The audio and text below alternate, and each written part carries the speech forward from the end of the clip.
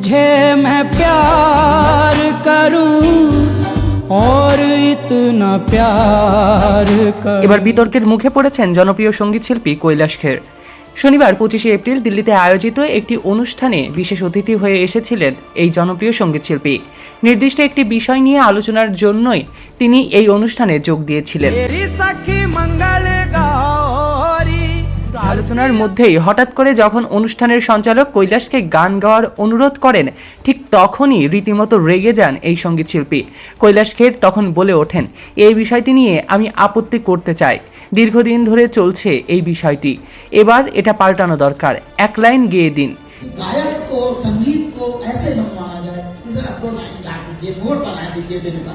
This is very যে কোনো মঞ্চে উঠলেই শিল্পীদের সঙ্গে এমন আচরণ করা হয়, কিন্তু আমার মনে হয় এটা বন্ধ করা দরকার। এমন আচরণ যেন আর কেউ না করতে পারে। आप क्या सचिन तेंदुलकर को बोलेंगे कि जरा एक छक्का लगा के निकाल दीजिए?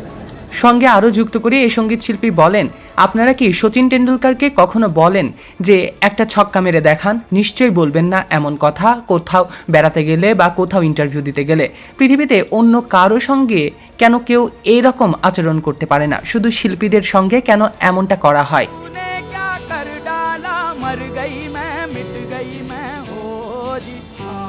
শিল্পীদের জোকার হিসেবে দেখাটা বন্ধ করা হোক বলেই দাবি করেছেন কৈলাশ খের। সঙ্গীত শিল্পীর এমন বক্তব্যে সামাজিক যোগাযোগ মাধ্যমে নেটিজনদের মাঝে মিশ্র প্রতিক্রিয়া দিতে দেখা গিয়েছে। এক নেটিজেন বলেছেন, যদি 2 লাইন গান গেয়ে কারো মুখে হাসি ফোটানো যায় তাহলে সেটা অন্যায়ের কিছু নয় তো। আরেকজন বলেছেন, যদি কোনো প্রভাবশালী ব্যক্তি আপনাকে এমন কথা বলতেন তখন হয়তো আপনি আপত্তি করতেন না। তৃতীয় নেটিজেন গায়ককে বলেছেন, আপনি বেশি ভাব দেখাচ্ছেন, এত সিন ক্রিয়েট করার মতো কিছু হয়নি। এ নিয়ে আপনাদের কি মন্তব্য কমেন্টে জানাতে ভুলবেন না। Saikat Ahmed Noor, celebrity lifeline. As an example there, a little bit of swing,